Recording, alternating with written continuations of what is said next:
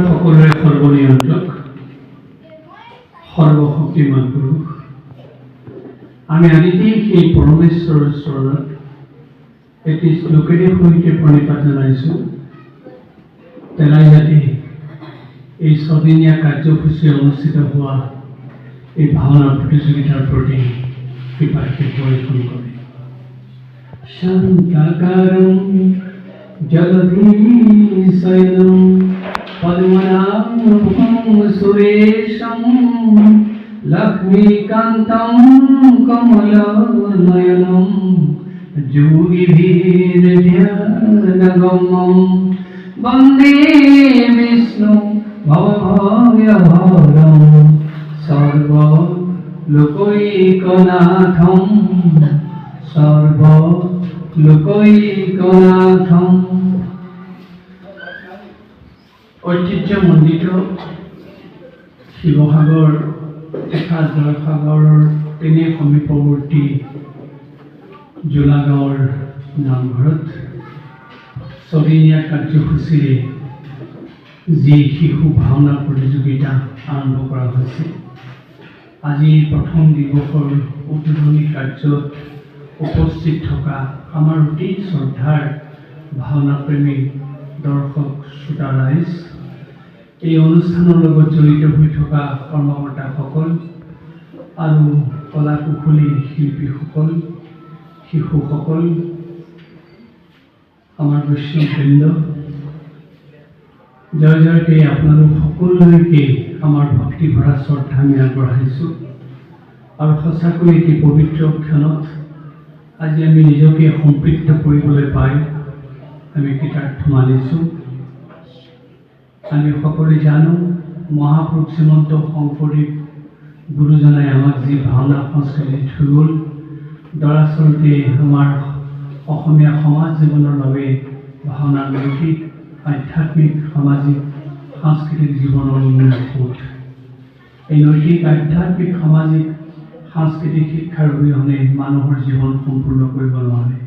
সেয়া আমি ক'ব পাৰোঁ একেষাৰতে আমি এই যদি ভাওনাৰ এই পৰা এই শিক্ষাবিলাক তুলিব পাৰোঁ, আমাৰ জীৱন সম্পূৰ্ণ কৰিব পাৰোঁ।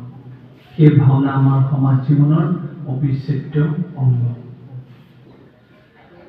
জোলা গাঁৱৰ ৰাইজে আজিৰ পৰা প্ৰায় 4 মাহৰ আগতে আমাক ইয়ালৈ অহাৰ কথা জনাইছিল আৰু আমিও তেখেতসকলক আজিৰ দিনটো ধৰি দিছিলোঁ যে যিকোনো প্ৰকাৰে আমি উপস্থিত থাকিম। কিন্তু হঠাতে আমাৰ গুৱাহাটী যাত্ৰা এটা অহাত আমি অকণমান ৰাইজে হোৱাতকৈ সময়টো আগতীয়া কৰিব লগা হ'ল।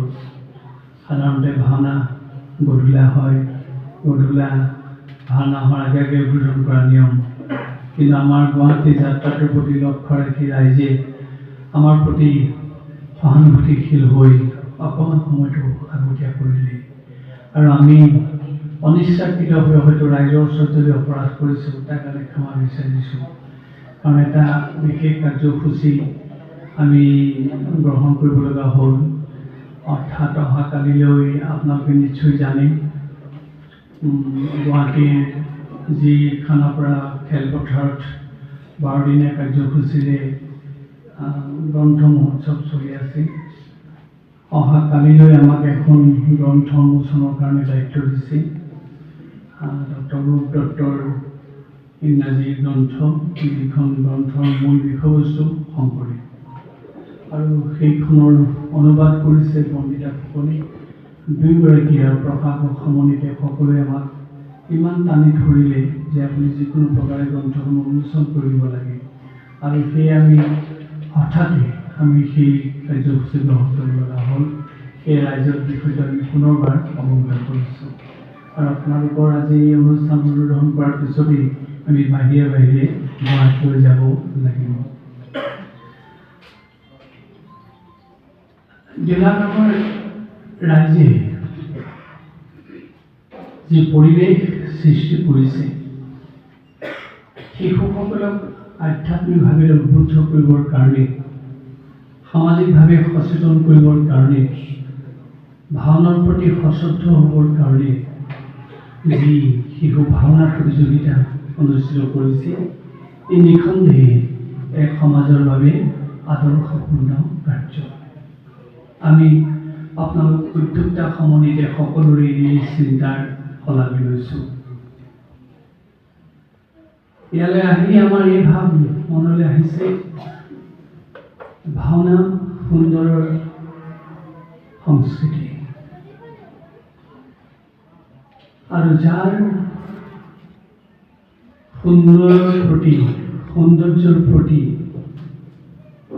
ধাৰণা থাকে সেইসকলে ভাওনাৰ ভিতৰত অৱগাহন কৰিব পাৰে। জোলা গাঁৱৰ ৰাইজ তেনে সুন্দৰ সংস্কৃতিৰ মনৰ অধিকাৰী। উদাহৰণ, যিখন সঁফুৰাৰে আপোনালোকে আমাক সম্ভাষণ জনালে, যি বস্ত্ৰৰে, যি অভিনন্দন পত্ৰৰে সম্ভাষণ জনালে, তাতে দেখা পাইছোঁ আপোনালোকৰ সুন্দৰ থকা মনটো। যিখন সঁফুৰা এই গাঁৱৰ ব্যক্তি এজনে সাজি উলিয়াইছে, কিমান সুন্দৰ মনৰ অধিকাৰী, সেই সঁফুৰাখন দেখাৰ লগে লগে সেই কথা অনুভৱ কৰিব পাৰে।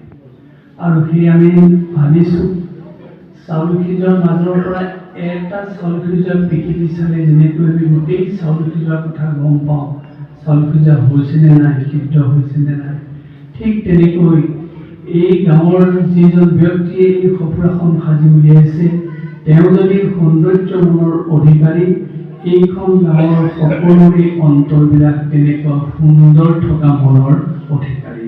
আৰু সেই সুন্দৰ মনৰ অধিকাৰী লোকসকলৰ মাজলৈ আহিবলৈ পাই আমি সঁচাকৈ গৌৰৱবোধ কৰিছোঁ। আপোনালোকক আকৌ এবাৰ প্ৰণিপাত জনাইছোঁ।